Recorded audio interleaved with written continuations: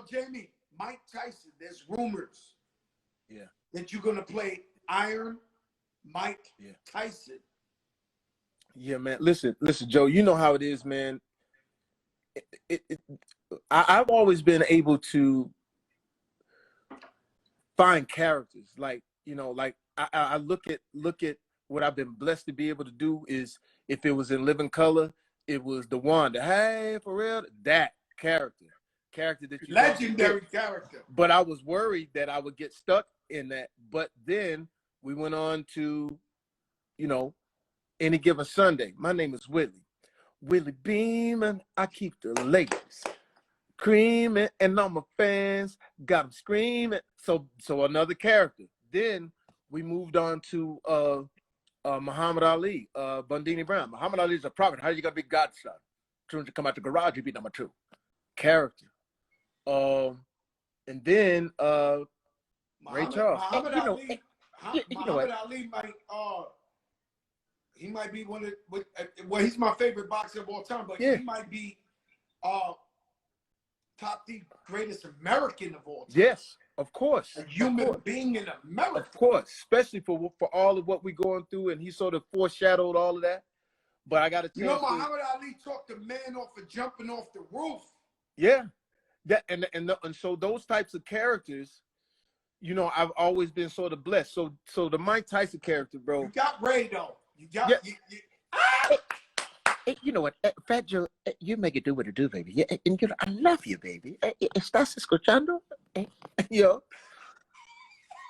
But it's always characters, Joe. So now the Mike Tyson character, and the reason this is so important because, bro, when I first started doing stand-up comedy in LA, I'm burning it up. And that's back when it was like, you know, you see Rock Out, you see Eddie Murphy, you see everybody. And we were like gunslingers, right? So I was a young dude, 21, 20. I'm on stage and I go to my Mike Tyson joke. And when I go to my Mike Tyson joke, nobody laughed. You know why? Mike Tyson is in the audience, right? And the dude yell out this with Mike, yo, Mike is in here.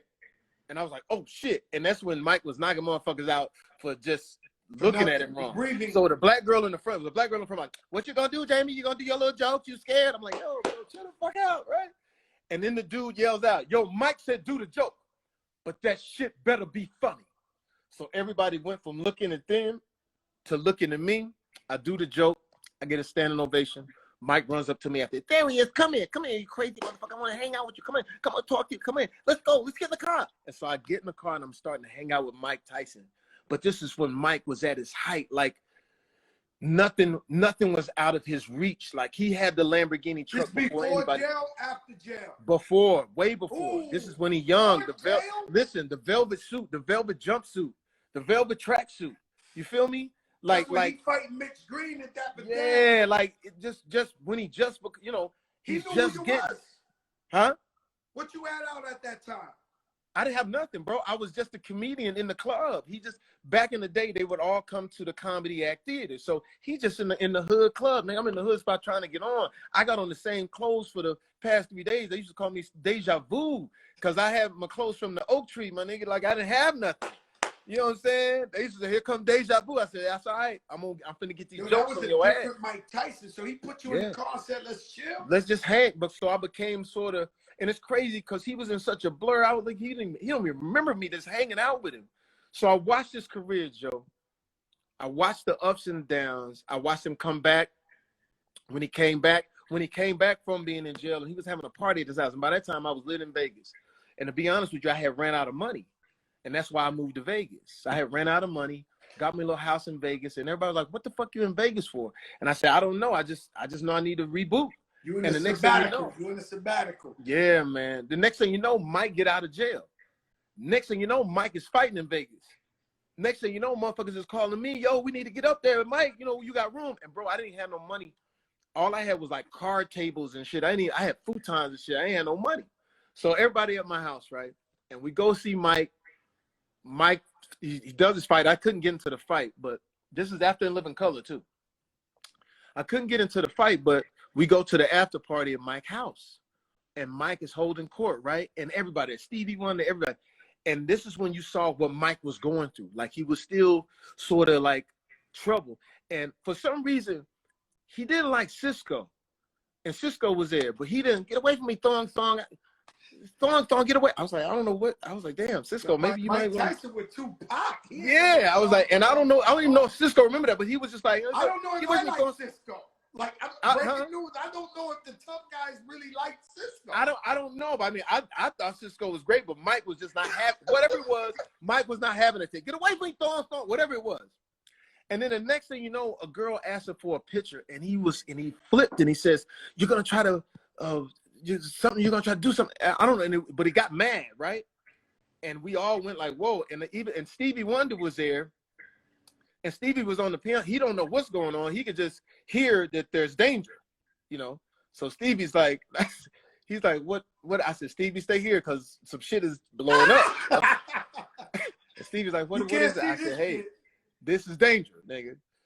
So I watched all those moments, and now here comes the opportunity to actually play Mike Tyson. So I wanted to get my case study. Years ago, I called Mike, and it was a different Mike. And I think this is the Mike that we're going to appreciate.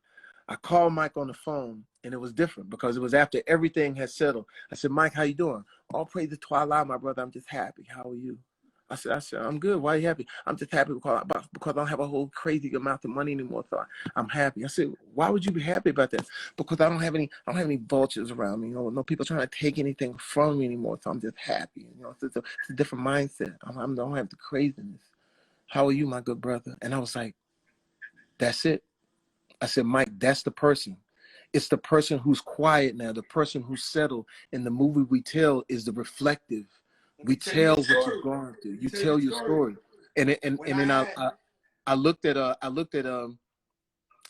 his documentary and all that. I said, Mike, this is the time. And I said, Mike, to be honest with you though, the first cut of the movie is gonna be 10 hours because you continue to write chapters. You're continuing to add chapters by the way you are living. And so now, just a couple of days ago, I did an interview with my friend Mark, and I showed him the process of how I'm going to achieve him, changing my body, doing just pull-ups and dips and push-ups to change the way my body is. Now the legs, they're gonna have to help me out with the leg part, but I'm starting to change it now. And I posted some pictures of the way we started just before the quarantine. We started doing tests, you know, so I was just sort of like, you know, changing the body. So I wanted to let people just take a look in on what it's going to take, because I would say we're about now, the pushback about next year, probably, you know, because of the quarantine and everything like that. But you get worried when you're getting ready to do a character, but when you can find that sweet spot, we found the body. I found the top part. And so now it's just a matter of putting the body and soul to it. And I think people will really be blown away about how we achieve. You never let us down, man. That's one thing. Yeah. You, my brother, I don't think people shout out to BB Winans. BB Winans, this might be the first time we got Spirit You on the I know that BB Winans is here, Lord. Oh Lord. Shout out to BB Winans. Oh yeah. Oh, Lord, I'm going on in the name. I'm gonna tell you a funny story. I can tell you a couple with Mike Tyson, but I'll tell you something that was crazy to me, and we had him on the show, and I brought this up. I called Mike Tyson out of nowhere because I wanted him to be in my video, my lifestyle. I was gonna shoot a video with Mike Tyson standing behind me in my lifestyle. Yeah. But I'm gonna tell you some crazy stuff. I never forget, I was in the car going through Central Park. I called Mike in New York. A beautiful day. And I said, Mike, what's up, man? This your brother. He was like, who's this? I was like, yo, this is Fat Joe. And he was like, what do you need, Joe? $1 million? You want me to send you $1 million? And I was just like, you know, I love Mike Tyson, but I'm not his best friend. Right. And he just, the first thing he said was, do I want him to send me $1 million? Wow. At that point, I knew people must be hitting this guy for so much money. Yeah, They're out of this world. And I said, no, man. Mike, I don't need $1 million. I want you to come in my video. He was like, now I'm training for a fight. I can't do it, my brother.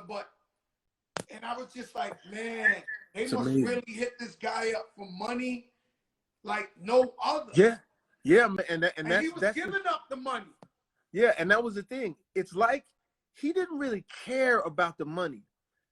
And without giving away too much, it's like he wanted to be the champion, but at the same time, he just wanted a better life. He wanted to be in love. He wanted all the things that we want is just being thrust into, at 18, 19 years old, $60 million in his pocket from Catskills, New York, from the hood where, he thought a life of crime would be his life and maybe he'd die early. So next thing you know, he's rubbing elbows with some of the most incredible stars in the world. Think about it. Michael Jackson was famous.